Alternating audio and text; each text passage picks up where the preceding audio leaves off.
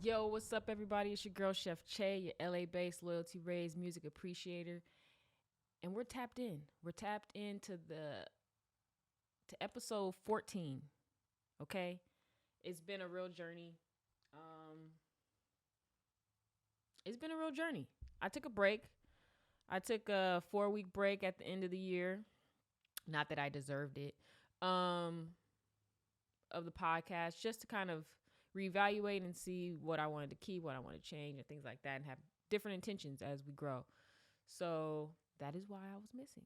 But we came back last week with a phenomenal episode, I thought, with Ebby Akbar, talented rapper, artist, writer, super cool individual. I had a really good time, and I appreciate her for coming on. So thank you, Ebby, if you are watching this. And to my listeners, please check her out. If you didn't see last week, just tap into her, because she has these swerve sessions that are really dope where she freestyles, and just a cool individual. So tap in. She's going places. And don't be late. Don't be late on the train. There are a couple things I want to talk about this week.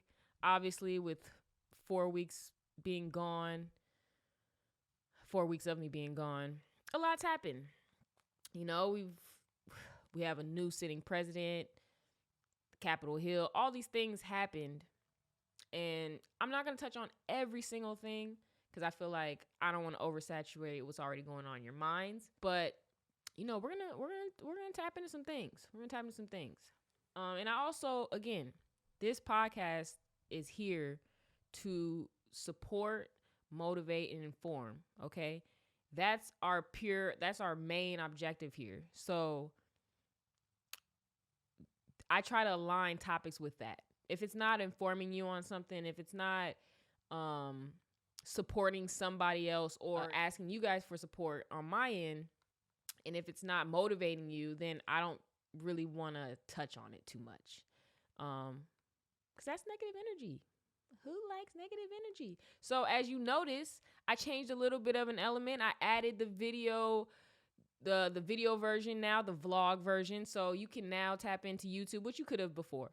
But now you can tap into YouTube to see me actually performing this podcast.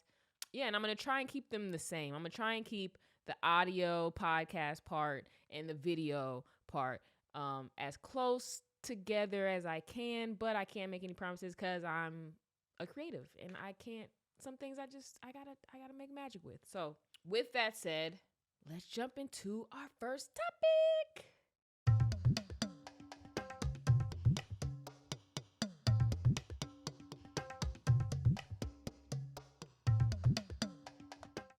Woo! As you can see, I look a little different. I have sinus problems. Don't know why, but I do. So my eyes will get watery, my face will get puffy, I'll be sneezing, blase. So, ladies and gentlemen, first topic. I wanted to talk about, I guess, me, right? Since I'm doing this vlog situation now, I think people are gonna, people are always inquiring. There's always inquiring minds everywhere. Everybody wants to know everybody's fucking business, which I don't agree with, but I understand what comes with having a platform and things like that. Not that I have a huge platform or anything like that, but impact is impact. Cool. So, I guess the backstory of this, because I mentioned it on the last episode, but with Ebby Akbar. Back in the day, I wanted to be, how did I get into this? How did I get into this? Okay? If you don't know, I do it all by myself. Podcast, record, edit, blah, blah, blah, write, all this other stuff. I do all this stuff by myself. But how did I get here? And I'm just going to keep it a buck. I hope I don't over-explain. But how I got here is I've always loved music. My dad, very impactful in my childhood, very musically inclined, just very creative dude, And he's always been like really into me and my brother being creative and not boxing us in as kids. Anyways, long story short, so I got into music at a young age. Was in a group, just Belizean music, just you know. But as I got older, it never really left me. And I always, when me and my mom would talk about like me being older and like getting married, I would always say I'm gonna marry somebody that sings, or at least can sing. They may not sing, but they can sing. Anyway, so that's just how deep embedded I was with music. So I was dating somebody. They sang. One day, they're like, "Hey, can you give me a ride to the studio?" Blah blah. I'm like, "Studio, okay." I wonder what happens there. It's probably gonna be fun as fuck. Well, it wasn't. It was cool, but it wasn't fun. But when I went in there, I just saw these lights. I saw these knobs. I saw this old white man. He looked like the guy off of Batman. I think this is Batman, where like he had that like hair that just fell, and it was like thin, and he had like cool groovy glasses, like fucking whatchamafface, Austin Powers. He had like Austin Power glasses on. They were like orange, and he had like that ugly ass hair, but he was happy. He was doing exactly what he wanted to do. It was weird experience because all I was paying attention was him. He was fine. He was so cool with himself. He was so calm. But at the end of the day, he had this happy glow. And I was thinking, like, I can't sing, blah, blah. Like, this is like my closest way. I get to see people sing every single day of my life, a different song probably. And I think that's super cool. I was asking him all these questions, and like at the end of it, he was like, "You want to do this?" And I was like, I mean, I don't know. I never. He was like, "Well, if you want to do this, you can." And he was like, "You can do anything." And it was weird. It was like my dad had like flashed and like said some shit like that, right? And he was like, "You can do it. Super easy." Something like that. Even though I knew it wasn't easy, I knew all these knobs were crazy, and I knew I was just a black girl on the streets at the time, but like, I believed him. And after that, I was so hell bent on learning music. I was doing everything. So the girl I was dating, she knew a lot of producers and stuff. I paid one of these white boy producers every week. I'm telling you, every week I was paying him like $150 on top of driving like an hour and a half out, 2 hours out, right? It was like Riverside or something crazy, bumblefuck nowhere, right? I was paying him $150 to teach me how to produce. It was a waste of money. He was just taking it. He was just taking my money, bro. It was crazy. Now that I know, if I ever saw him, I'd probably just give him a good one. But I learned after like what?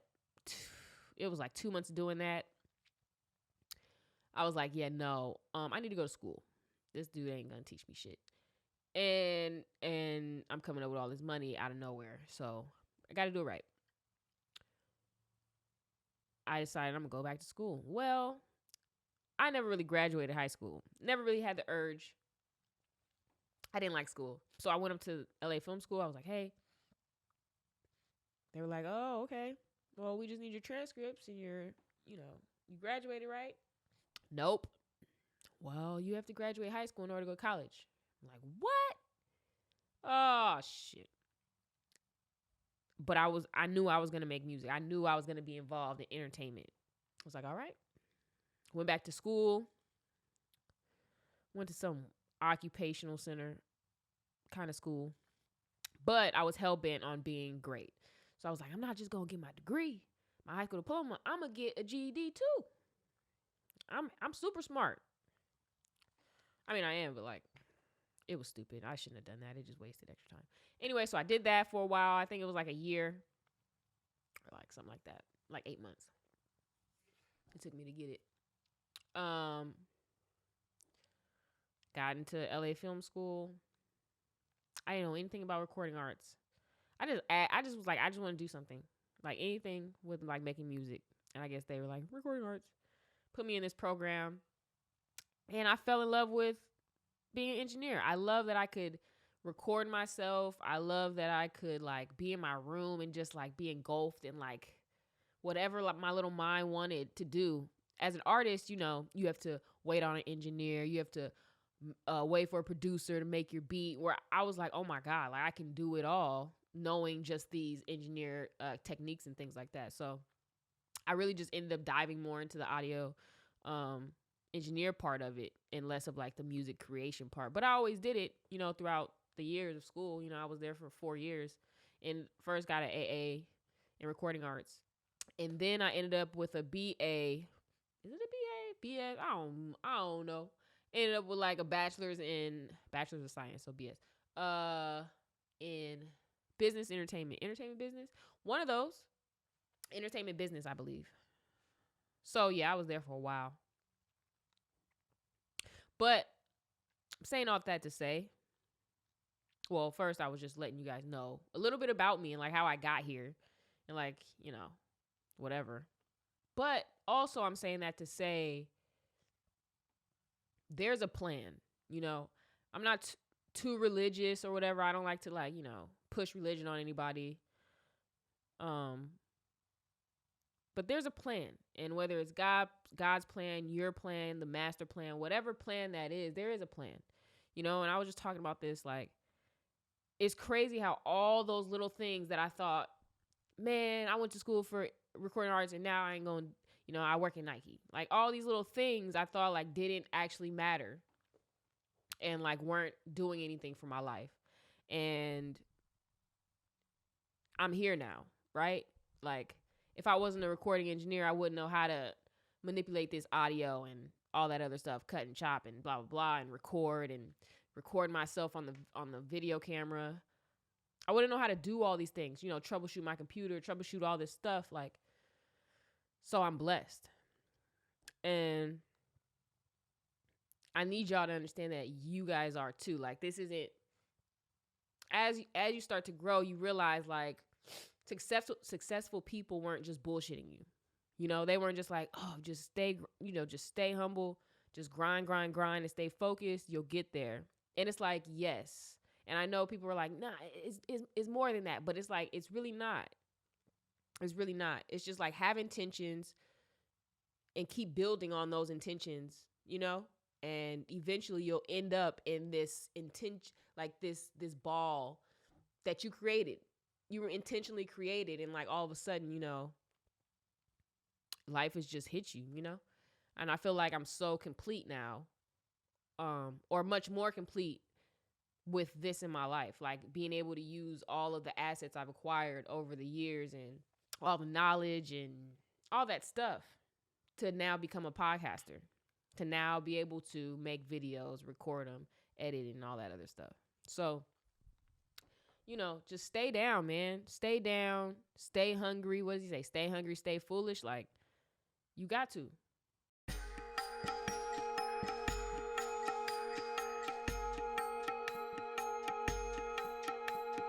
Last night, I had to wait to make this podcast because I wanted to watch, hopefully, I was hoping to watch the versus battle with Keyshia Cole and Ashanti.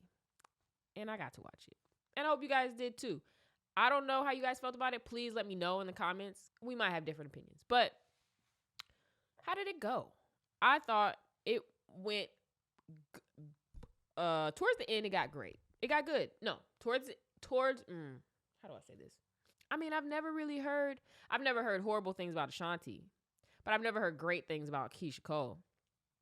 And I mean, I was rooting for Keyshia. Obviously, Keyshia got the hits, right? Like, duh. But in a way, like, they won on two different levels. Like, with Keyshia, she won on, like, the music, like, the undeniable part, right? Timeless music, like, love. OT Genesis came out, like, what? Okay, nice. You had a surprise in there. Like, I appreciate that. Ashanti won on the being on time part, on the sitting pretty part, on the giving respect even though she didn't get it. And I say that only because, like, if Keyshia was respecting Ashanti, she would respect her time and her effort and and things to probably make this situation happen. So, I mean, at the end of the day, I was happy. I had my moments of really, like, vibing out. But when I did the tally, it was like Keyshia won. Like, I legit I legit did as much. You probably can't see it. I did as much of a tally as I could.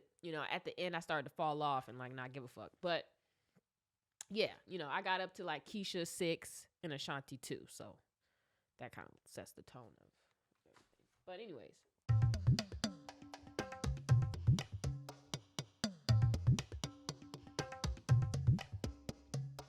All right, all right, all right. During this pandemic, like, there was Black Friday, things like that. Like, all 2020, we've been very intentional about spending our money as a culture, obviously, but spending our money with like our folks, right? It's like we make too much money and we spend too much money not to do it with each other. And if we want to elevate our people, then we got to start from the inside, right? That's just science, I think. I don't even fucking know. Anyways, I was thinking, because I've been really doing it. Like, I've really been trying. Even this shirt, okay? All right? Black owned. Can't remember the name. I'm so sorry. But y'all wouldn't return that jersey I bought, so it doesn't really matter. Anyways, as intentional as we are with spending our money with Black culture, we need to be even more intentional on who in the Black culture we spend our money with. Because let me say this for the people in the back. Not all Black business is good business. Just like not all white business is good business. Not all Asian or whatever, Latin, all that. There are some people out here that are just, where are they spending the money? Okay? I'll give like a big name. Okay? I'll give a big name. Ray J, right? Whatever. He makes all these Black products. Cool. But do you trust him to spend the money that he acquires through his Black products the right way? Do we? And I'm not taking away from him because he could donate and all this other stuff. It's just examples. But does he donate to these Black communities? Is he doing things to uplift us?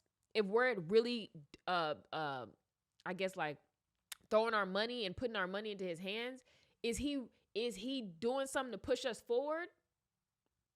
I don't know. But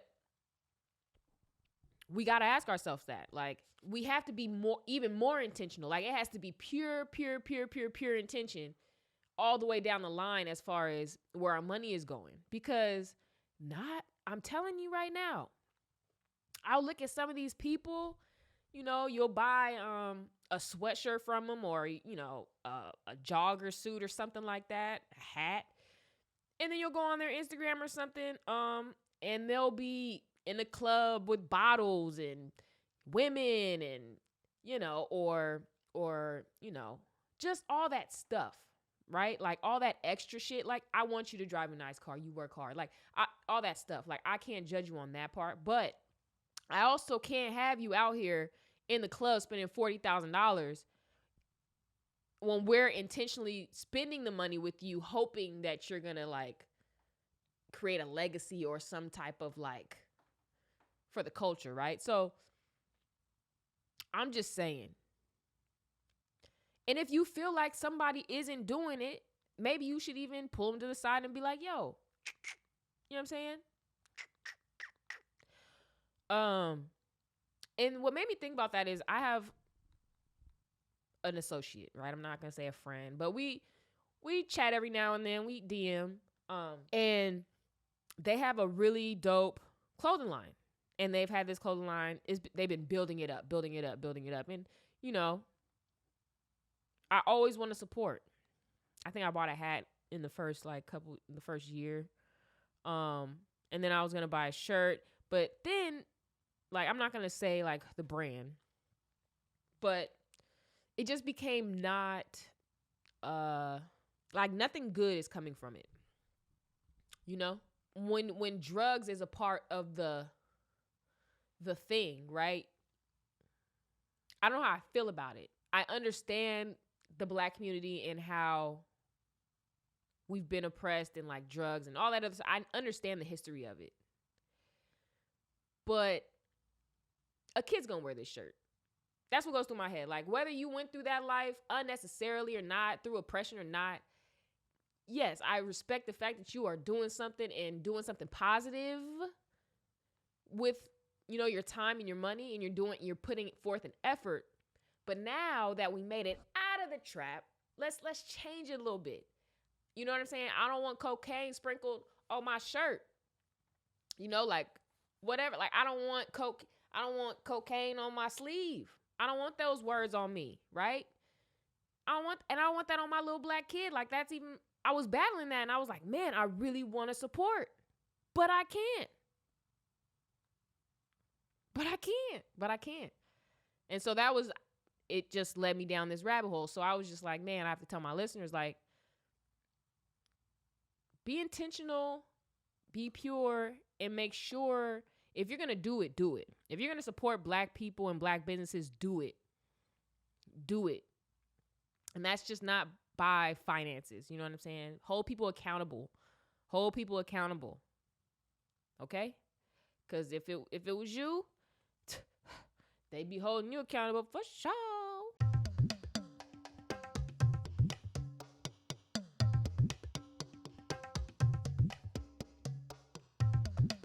All right. So that's a little bit of a deep subject, but anyways, I wanted to do an exercise, right? And it's not necessarily a conversation, but I wanted you guys as listeners to ask yourselves, right? What does support look like for me? What does support look like for the person closest to me, right? It could be a partner, it could be your sibling, it could be your mom, it could be your dad, it could be whoever, right? Ask yourself, am I supporting only because people are watching? Am I supporting hoping to get on Instagram or get a like or get a retweet or something? I don't know, all these verbiage, or are you doing it because you genuinely want to do it and support? You know what I'm saying? And I find those two questions go through my mind when I'm figuring something out. I just kind of want to touch on that. I mean, it's nothing too big. It's not anything, but I just wanted you guys to think about that stuff, you know, because I want us to support each other as best as we can. We're not perfect. We are, as Black people in America, we are now starting to come up out of that. We're now coming into the healing process, right? And so we're not going to be perfect. But I want us to really set boundaries and really just, again, holding each other accountable for all these things. Because I know I changed the way that I support people based on me creating a business and understanding the things that I need from others and what drives me, you know? So, yeah, I just wanted to tap in with y'all on that, you know what I'm saying?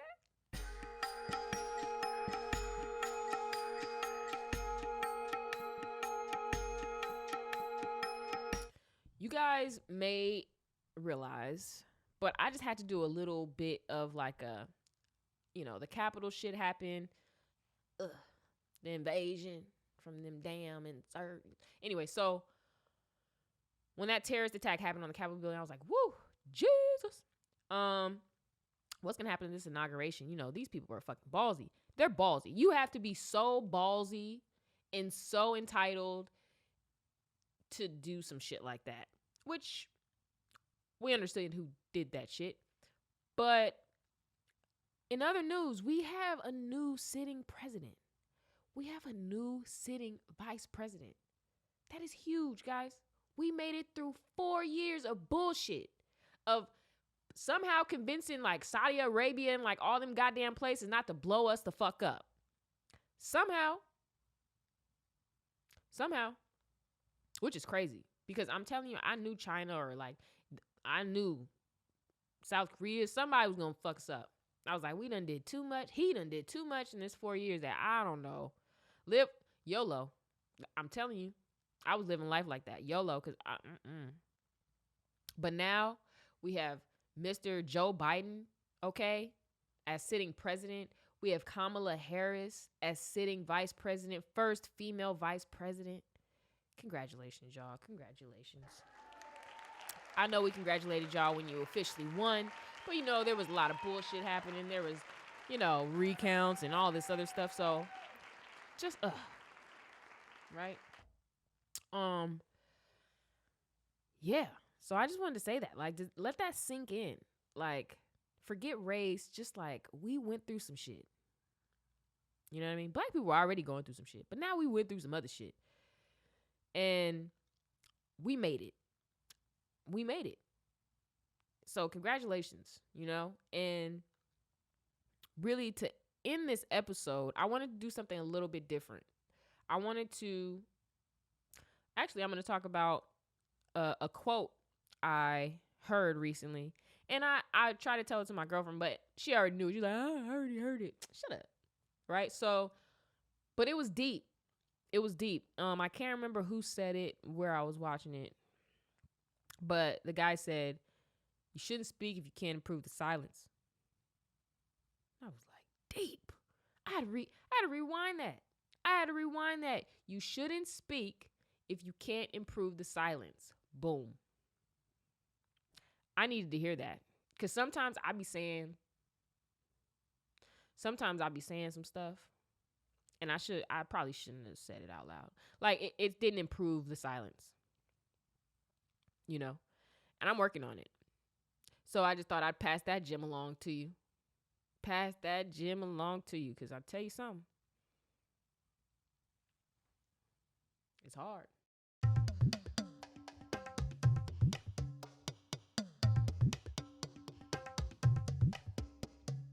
All right, guys. Before we wrap this up, I do want to do the Put You On segment that I think I've been pretty consistent at doing. I try to be pretty consistent at doing, of putting you on to something. Again, we're here to support, motivate, and inform you. So along those lines of support, because I want you to support this person, even though they probably don't need it at this point. They're blown up. But I want you to support this person. And I'm saying this to motivate y'all, because he motivates y'all. And he goes by MJ Harris. Okay? I believe his ad is at MJ Harris. If not, I'm sorry. But super cool dude, man. And it's funny because when I was back in college and we were learning about like marketing and business and like what's it called? Creative accounting and things like that. They played his videos, and obviously I didn't know he was gonna be on social media or anything like that, but I saved all his videos. I remember that. Like, I was like, oh man, I need to really like lock in on what he's saying. And now he's just like all over, like he's ended up on my timeline, and like I can't get enough of him. I can't. He's just so motivational, and at this point, it's like it just comes out of him. Like he just lives this shit. Like he just lives motivating others and supporting others, and I just think like his spirit just seems so pure. And I wanted to put you guys on to him. Every time he comes on my timeline, I click his videos, he's saying something of use. He's giving me something. You know what I'm saying? And I want you guys to have that. I don't want your timeline to be, gosh, full of junk, full of shade rooms and all that other stuff, Hollywood Unlocks and things. Like, let's start redirecting our focus off of others and like our own shit, building us up. So that's that point. So MJ Harris, at MJ Harris, cool dude, very motivational. Or look up his YouTube videos. I know he has countless YouTube videos. And I mean, great spirit, great intention, great stuff to know. So again, guys, I just put you on. Boom.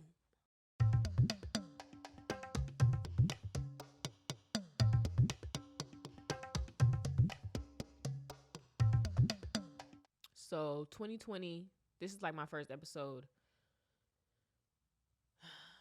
since the end of the year.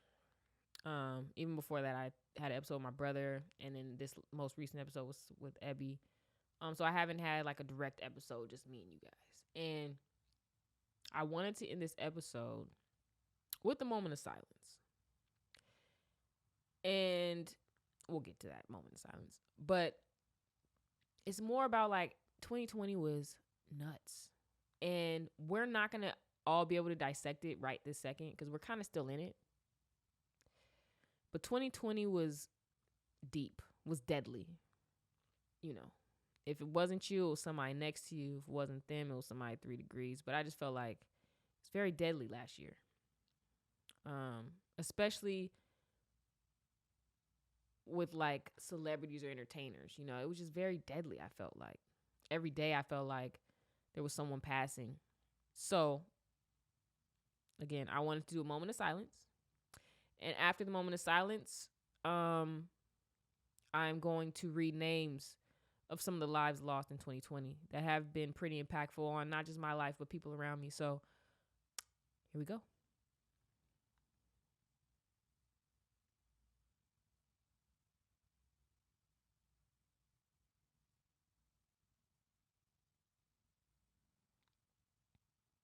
Kobe Bryant, MF Doom, Chadwick Boseman, Chi Chi DeVane, George Floyd, Raymond Allen, Regis Philbin, Naya Rivera, Jazz Waters, Gregory Boyce, Betty Wright, Andre Harrell, Little Richard, Miss Minnie, Bill Withers, B. Smith, Esther Scott, Jeanette Du Bois, Rocky Johnson, Lexi Alija,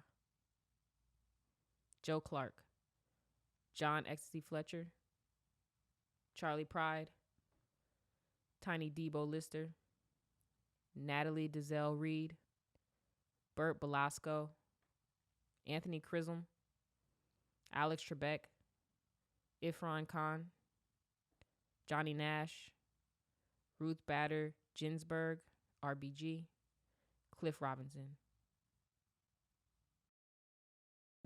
So with that, I'm Chef Che, and you just tuned into the Culture Menu Podcast. Tap in.